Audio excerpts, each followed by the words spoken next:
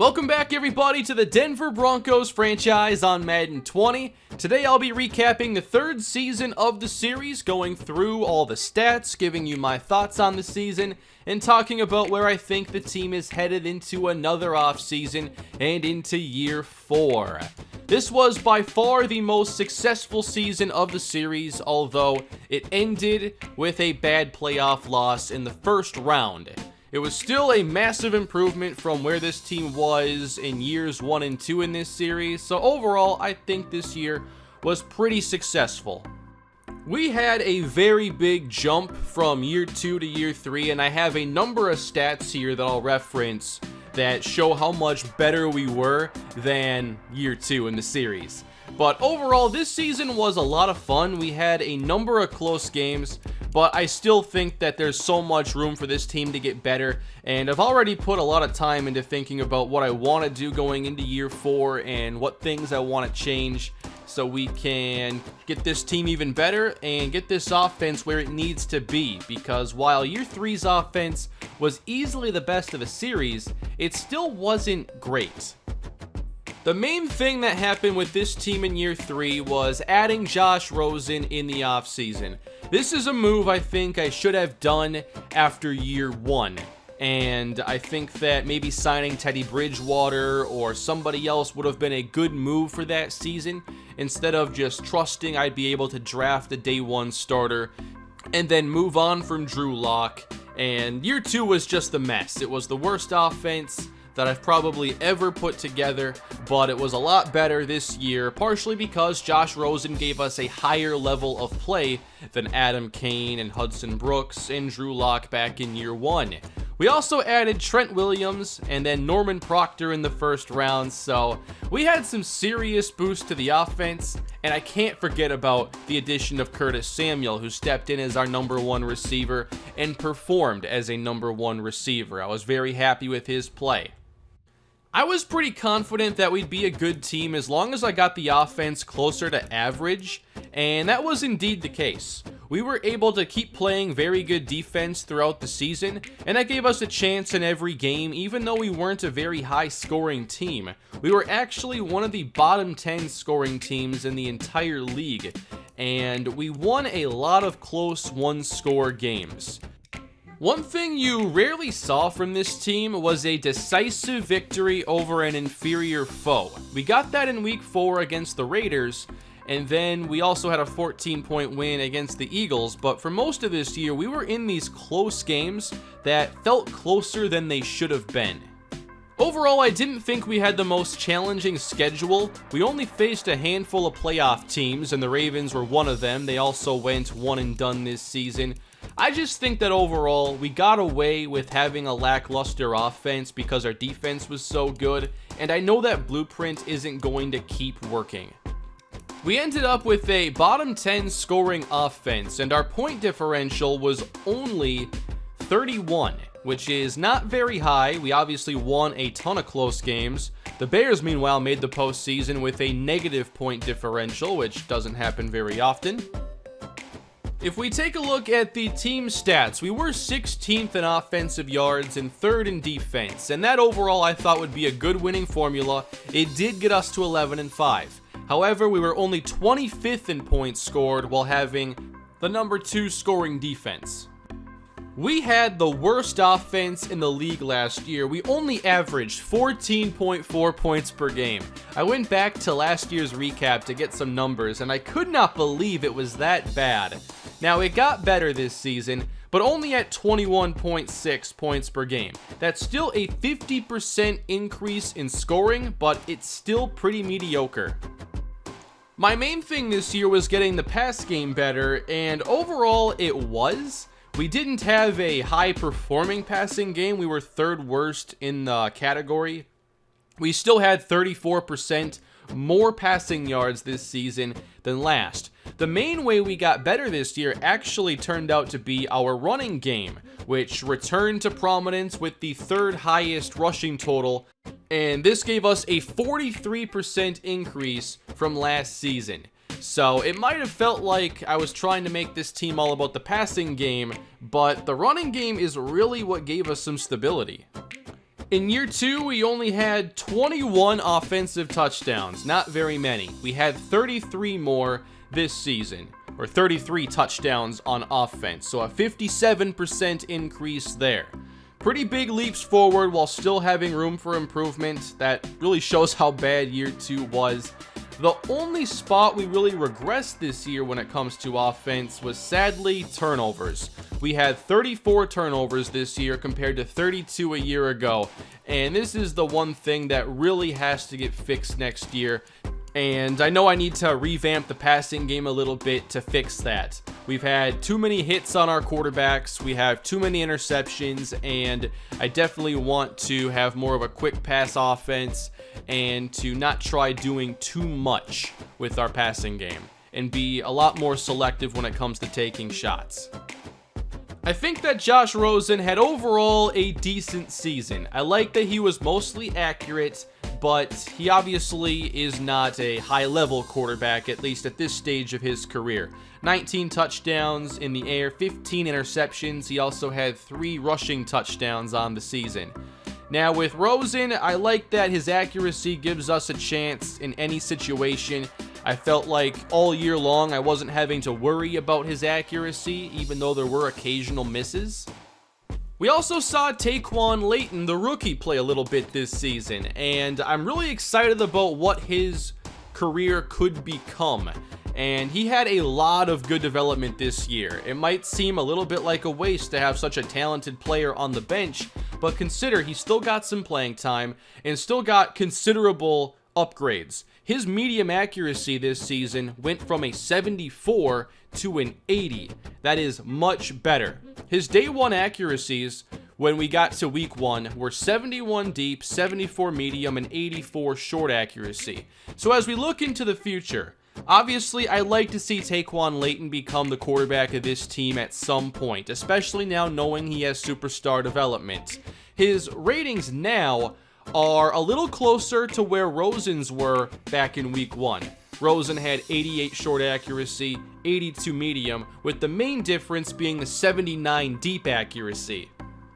I have a really big decision to make this offseason, and it's going to be either we keep Josh Rosen or we say Taquan Layton is the starter moving forward. Now, Rosen is the better passer at this stage. His accuracies are all better, especially deep, which I don't think is going to be the biggest factor in deciding this because I don't want to have an offense trying to push the ball vertically too much. I just don't think that's paid off.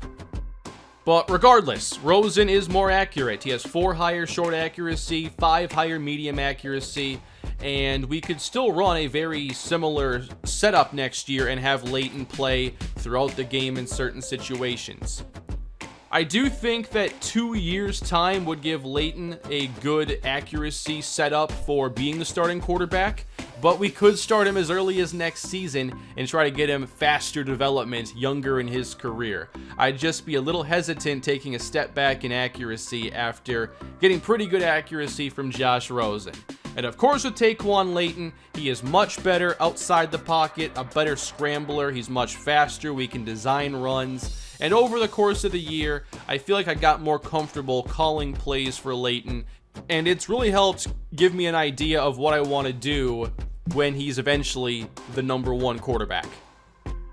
We saw in just like the second to last game of the year, whatever it was where Layton went 0 for 3, the accuracies, when they're low, they do show up at some point. It might not be every game, but there will be games where it becomes a problem. So I'm going to give Josh Rosen the proper 5th-year option contract in the offseason. It's supposed to be, I believe, $22.8 million. I will fix that then. I just don't want to mess anything up now. And that's going to be a big cap number. So not only do we have to decide who the better quarterback is, but also if Rosen's contract is worth it. Last thing about quarterbacks, we took 79 sacks this year, 4.9 a game. And I really want to take down the sack numbers next season, the turnover numbers as well, and run a little bit different passing game. And I've already worked on updating the playbook. I've spent some time on that. But the running game was definitely much better for us, and in a handful of games, it really helped us get some big wins. Royce Freeman had a career high 898 rushing yards with 3 touchdowns. Phillip Lindsay had 800 rushing yards as well. Lindsay did deal with some more injuries this season, and I wanted to limit his snaps a little bit, and what helped was just Royce Freeman playing really well and getting the best play out of him we've seen all series. And it was so good, he's already gotten a new contract that will keep him on this team for the foreseeable future. When it comes to our running back situation, I don't see a lot changing for next year. I think Freeman is going to be the lead back again. Lindsay's going to play a lot, and then games kind of become a hot hand approach. I also think that Marcus Green will likely be back next season. He's a very speedy receiving back, and he was definitely effective when given his opportunities, so I'd like to see more. The receiving game was not exactly what I expected going into this year. The main thing I wanted from Curtis Samuel was a deep threat, and he had a very good season with 0 catches, 40 yards or more. His long was only a 39. So we didn't really have this deep downfield passing game that I wanted to work on developing, but Samuel was very good at getting yards after the catch. He was really good in traffic, which is not something that I really thought about going into this season, but his catch in traffic and hands were high, so it makes sense. Samuel and Fant are definitely 2 players I want to keep building around, and Fant had a career season here with 800 plus yards, 3 touchdowns. In many games though, I felt like I didn't get Fant involved enough, and that's something I have to fix next year. There were just too many games where I didn't go his way enough, and I don't think it was because he wasn't getting open. I have some decisions to make though. We've had a lot of production this series from both Courtland Sutton and Deshaun Hamilton, but they're both now entering free agency, and they're going to need some big contracts. I believe Courtland Sutton's fair offer is up now. I forget what it was the last time. Let me check quick. His fair offer is now up to about $24 million over 3 years, $8 million a season, which is like 20% less or so than Curtis Samuel's contract. So has Sutton earned that? He has not been the physical contested catch receiver that I expected. I think he's done pretty well in the slot, but he wasn't making the plays that I really was hoping he would make. Still, he's been productive and mostly reliable, so what do we do this offseason? If we don't sign him, we obviously have to look at a receiver potentially in the draft. One thing that does make this a little easier going forward is having Deon Price on the team. And while I used him mostly as like a gadget player in year 1, I think that over time, we're going to see him do more and more. And before his injury, he was getting involved on a pretty regular basis with the offense, and I cannot wait to see what we can do with him next season. One thing I am thinking about though is signing Deshaun Hamilton, at least having a good depth receiver who's proven reliable, especially down the stretch this year. I thought he played pretty well last couple games and the playoff game as well. So Hamilton could get another contract from us, but I want to say that his contract would be somewhere around $4 or $5 million a year, and I just have to see how the salaries are going to fit. Because if I want Rosen at the 5th-year option number, and I can bring back maybe Von Miller and Chris Harris, that's going to take up a lot of cap space. And I'm just not sure if we're going to be able to fit it all, or if I have to let someone go. Now, one thing I wanted to do this year a lot more was pass it to our running backs, and I really didn't do that. I ended up only completing 37 total passes to our running backs. That's 2.3 a game, and it's just not enough. I think that's got to be something I look at more on first down and to create more safe looks for the offense, because 79 sacks can't happen going forward. We can't keep throwing these interceptions. We need better third down scenarios. So throwing to the backs, I want to really emphasize that a lot more next year. And Lindsay's very good at that, and so is Green. Also, I have calculated our pass attempts and sack numbers, and If you count that as all our dropbacks, I don't have like quarterback scrambles or anything factored into that, but we had a 59% pass rate, which if you compare that to real life, that would be 20th. So we're definitely an offense that slightly skews to the run more than the average team. A lot of that can change though. I mean, teams tend to be a little more run heavy when their defense is playing as well as ours did, so I don't necessarily want to be like a run first or pass first team. I just want us to focus on whatever we're best at, and hopefully the other option isn't mediocre. I like Norman Proctor at center. He did have some issues this year in pass protection. We had 4 players allow double-digit sacks. And we could also see Trent Williams retire this year, and that is something I really don't want to happen. I have purchased the offensive line retirement package for our coach, Marcus Calhoun, but I'm hoping that Williams can play at least one more year. If Williams retires, Kyle Long's a free agent and a veteran. Jawan James is a veteran and I think has a pretty high cap number going into next year. That or he's a free agent, I can't remember. But losing Trent Williams would be very bad for our offense. At left tackle, we've been playing MACK HILLHOUSE, and he's not the greatest run blocker, but overall I think he's been a pretty good left tackle, although he was better as a rookie than in his second season. Alright, let's talk about the defense now. I haven't given them enough attention because our defense has just been really good throughout the series, and it's been all about fixing the offense and getting them to be a playoff caliber team. But I really like our defense and what we've built here. I think adding Miles Jack was a great move 2 seasons ago. I love having him on the team. It is so different when he's out there compared to the first 4 games where we missed him and the running game had some issues and it wasn't as easy to shut down some of those passes over the middle.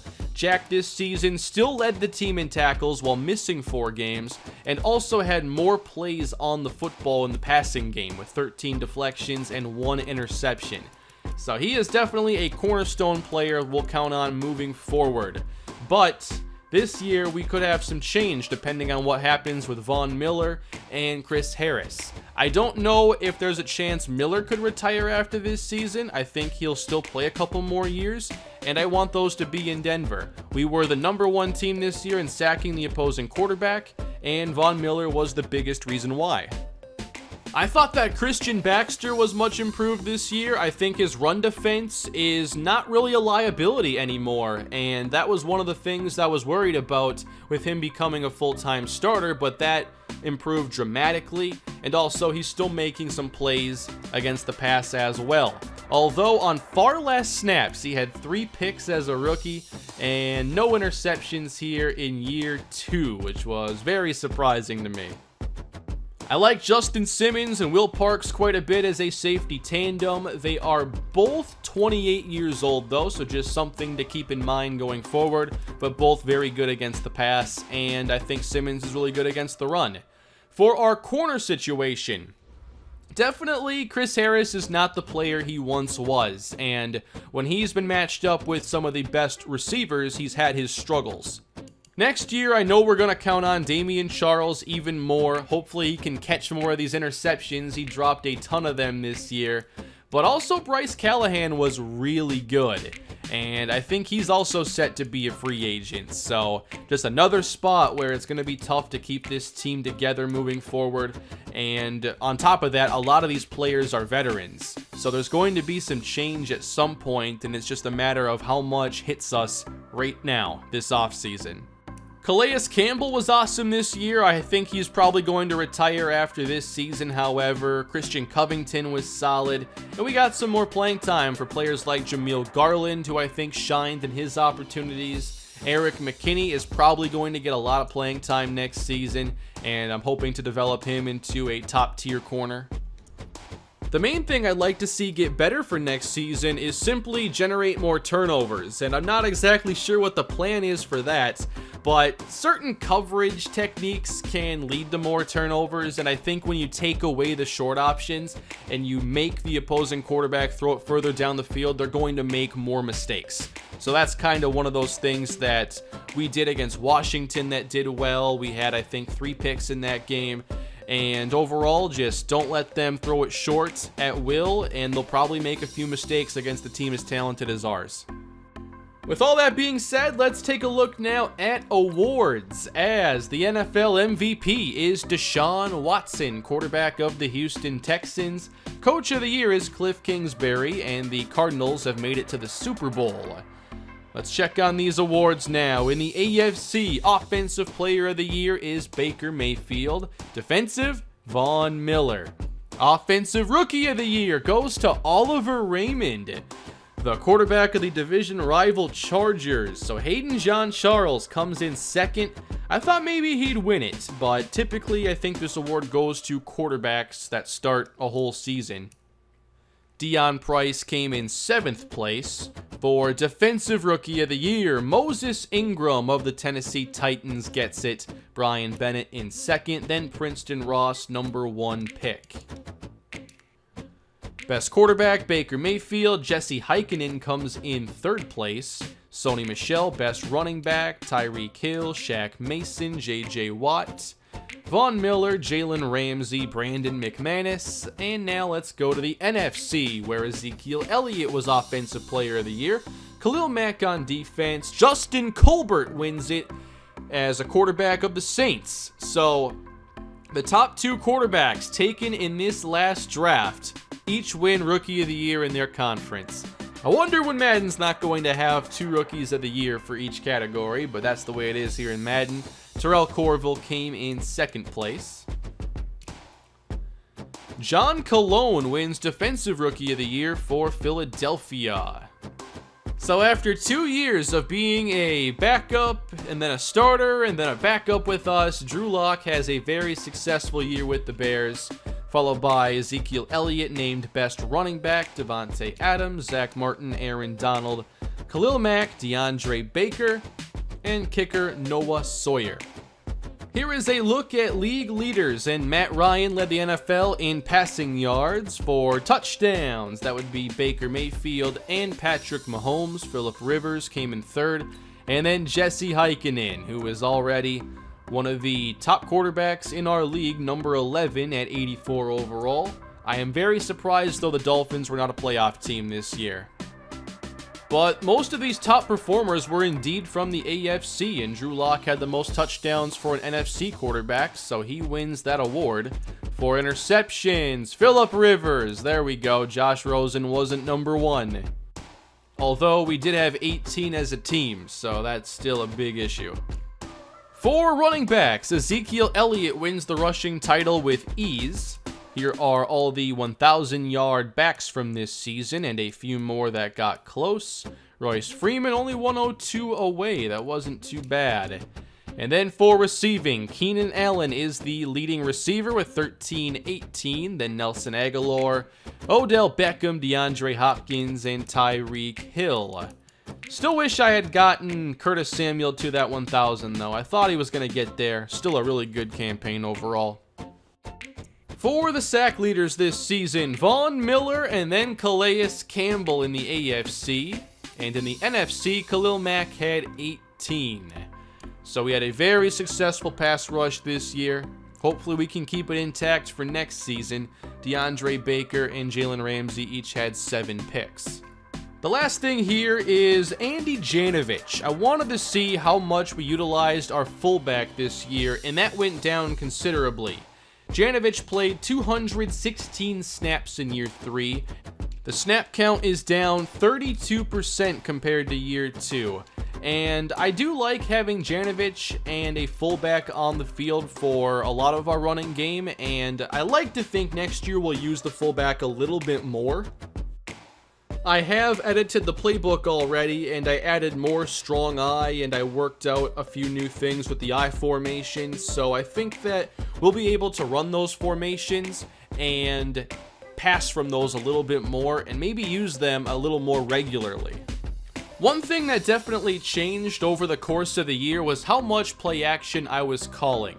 Now, maybe I called a little too much of it in the playoff game, but overall I liked having play action into the offense. It led to some big plays, and it just made the offense a bit more dynamic. So I'd like to keep that going next year. But here's just a look at some of the things that I have added to the playbook. I have some new plays in here for the Strong Eye Pro set. My main thing was finding passing plays here so that if I come out, I can audible and I can run an offense that's not just going to strictly run the ball when Andy Janovich is on the field. I wanted to be able to create a couple different looks from the I form and Strong Eye sets as well. This slot formation gives us both receivers aligned to one side, which can create a few different combinations for the offense. So overall, I'm excited to get into the games. I've already put a ton of thought into next year's offense, and I really want to see this offense in action again. I've added some more stuff to the single back as well. The only thing I haven't really edited much is shotgun, and I already have so much shotgun in the playbook. I think like 13 different formations, and I've already revamped that one a number of times. So my main thing here was just finding some different things in single back and more the under center formations. One thing I definitely know going forward is I have to make this offense better. The defense is good, but it's also getting older, and the star players that we count on are mostly in regression. Miles Jack and Bradley Chubb are really the exceptions, and then you have like Damian Charles, who's still pretty young, but Von Miller, Chris Harris, Bryce Callahan. We could have a lot of change next year depending on what happens with regression and then the contracts. And you can let me know down below who you'd like to see me retain for next season. Right now, I'm thinking about signing Von Miller, but beyond him, I'm not really sure, because I don't think I want to pay Courtland Sutton $8 million a season, and I might want to draft a wide receiver in the first round or the beginning of the draft. I know the quarterback situation is going to be a very important one as well, and right now my thought is that I'd like to see Leighton develop a little bit more before he is the #1 quarterback on the depth chart. I just think that Rosen's accuracies give him the edge right now, and I think that it'd be smart to play one more year with him. One thing to think about as well is, what if Taquan Leighton has this really good preseason and he looks like the starting quarterback? At that point, I could try to make a move with Rosen, but by then, there would be so many decisions that would have already been made with him on the roster with that $22 million salary. So that'll be an interesting one to think about up until the offseason. I think that about sums up this season. It was overall a good improvement, good step forward, but I've got to be very careful with the next moves that I make so that we don't regress. Why don't we take a look now at this upcoming draft class, and there are a lot of really interesting players that I'm considering. We have a pick in every round right now at number 24 in each round, and I know we're not going to be going quarterback, but I'm interested in where these top 3 quarterbacks end up going, especially Brandon Warren, of course, the star quarterback from the CALLAHAN Dynasty. I'm really interested in where he goes, and there are a lot of teams that I think have openings at the position. Oh yeah, I wanted to go look at rookies and everything else. I will do that after we get through the draft board. I won't spend too much time on this, but we do have some needs, and one may be receiver depending on what happens with Sutton and Hamilton. There are some really good wideouts here, but are we going to be in range to draft one of them? I think Jamie Sherman would be a really interesting wide receiver, 6'2", 225, but given he's an early round 1 projected player with late 1 talent, I don't think he makes it into the 20s. There's also Dallas Levine, Cliff McKeon, Carl Joyce. Now, I really would like to add a great route runner this year, and Emmanuel Silvers would be the best player for that role. He's a late 3rd round projected player. He's 23 years old. I don't know how his hands are going to be, if he's going to have a lot of work to do to become a starting caliber receiver, but no doubt he is probably the best route runner in the whole class. Another player I'll have to consider is Darnell Livingston, who has higher talent, so he should be a higher overall than Silvers. He has really good medium route running, not so sure about deep or short, but he does have good spec catch as well. So he's definitely one of my favorite receivers here. Not sure about Justin Payne from Kalispell. I just don't think the route running is going to be high enough, and I really want a receiver with great route running on day one. If Trent Williams retires, this offseason could change dramatically. I don't want to take an offensive lineman early. I don't want to have to. But if we lose Trent Williams, and then we consider Jawan James and Kyle Long have just been average starters, then that makes the need for new offensive linemen even greater. And I'm just not sure what the plan's going to be if we lose Trent Williams. I think Byron Bodden goes way too early, so don't even really consider him. But if we have to draft a tackle or a guard to start, I think that's going to be a really difficult thing for the offense next year. I'm really hoping we keep Von Miller. I'm pretty confident that's going to happen. I do think I'd franchise tag him at the very least, so I can't see him going anywhere. But I think adding an interior rusher is very possible, and there are two players that stand out to me. One, Boogie Turner from Kalispell. Of course, I'd love to see Boogie on this team. He's also a really good run stopper, which was an issue in certain matchups this season. I know we had, like, on paper a really good rush defense, but it was like we had games where we shut it down and games where we really struggled.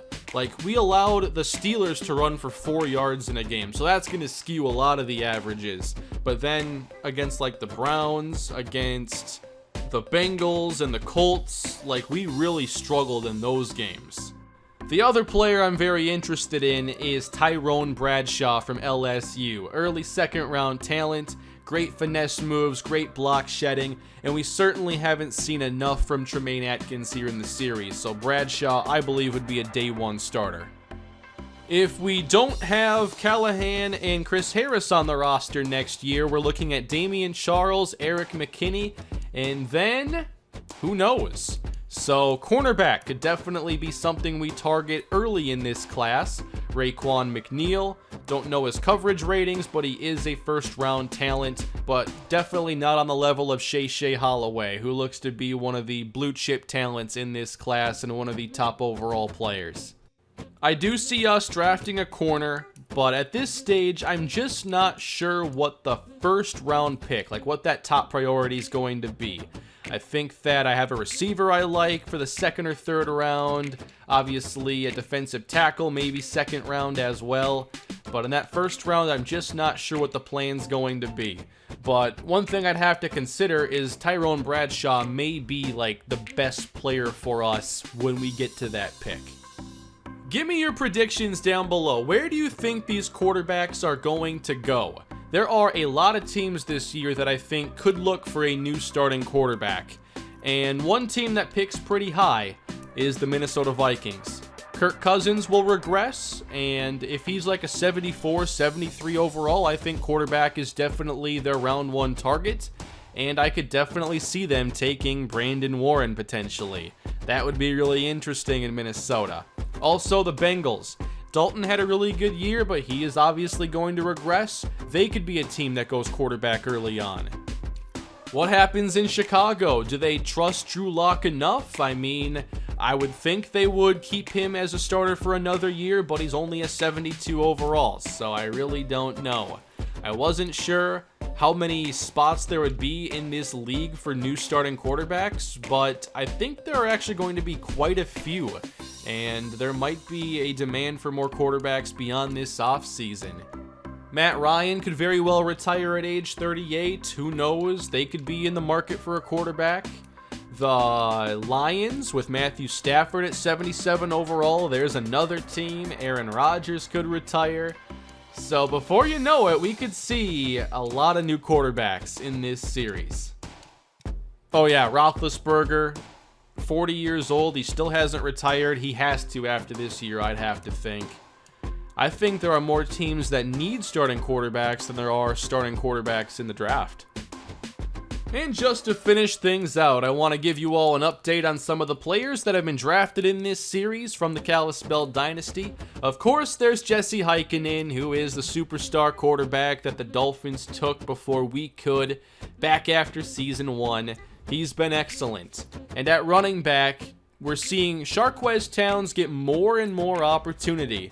He's now an 80 overall, about to be an 81. And I think next year, he'll finally get the chance to be the outright starter in Miami. Let's see if Drake has a big contract here. He is under contract, but I still think that with their overalls getting closer and closer, Towns will get even more chances. They drafted Jaquan Jennings this year. He had 200 yards and 3 touchdowns. Not many running backs are getting chances yet from the draft classes. There are just so many decent backs from the base roster that they haven't gotten a lot of chances. Amani Jones only had 190 after being the first running back taken. And then Schaffer had 167 and 3 touchdowns. He was actually like top 10 for Rookie of the Year. And then for the Saints, we saw Michael Lewis get 133. A few more receivers are getting opportunities, and tight ends. Hayden Jean-Charles, 936 yards. That's a fantastic year for a tight end, and it's just his first season. What's gonna happen next year? The Browns, they traded Antonio Callaway, and they're still hardly playing Centarius Phillips. I can't believe it. Now, I'm not sure if they could lose a receiver next season. I gotta think he'll get more playing time next year, but there is no guarantee. I gotta think that Odell and Jarvis aren't going anywhere. Maybe, depends on their salary situation. Josh Gordon, meanwhile, what's his contract like? It is up after this year, so maybe Phillips finally gets his chance. William Sapp, he had a lot of production here in his second season, 518 yards with Tampa Bay. The Chargers have Lamar Williams, and he also did not play much, so we'll just have to see with Phillips and Williams if either gets more of a chance going into next year. The Chiefs made LaMarcus Sampson a pretty productive rookie. He almost won Rookie of the Year, 700 plus yards for him.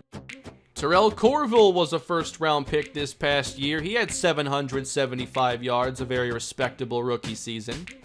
Jason Burgess, 603 yards in his rookie year with the Panthers.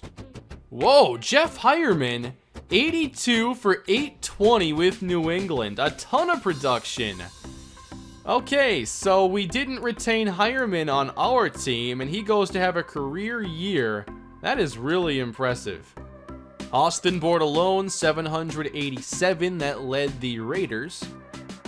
There's one more thing I wanted to see here. And, okay, Hunter Henry looks to be the top tight end in terms of receiving yards. So Hayden Jean-Charles, already second in the NFL in that category at the position. And, of course, we cannot forget about all the great rookies on defense out there. And we saw Moses Ingram win Rookie of the Year in the AFC. Ingram had 7.5 sacks, 76 tackles, 9 tackles for loss. Very good stuff here. I think that production is very similar to Bradley Chubb's rookie season. That's actually a little bit less. Chubb had 12 sacks as a rookie. I always forget that he had so many in his first year. Double digits every year in his career.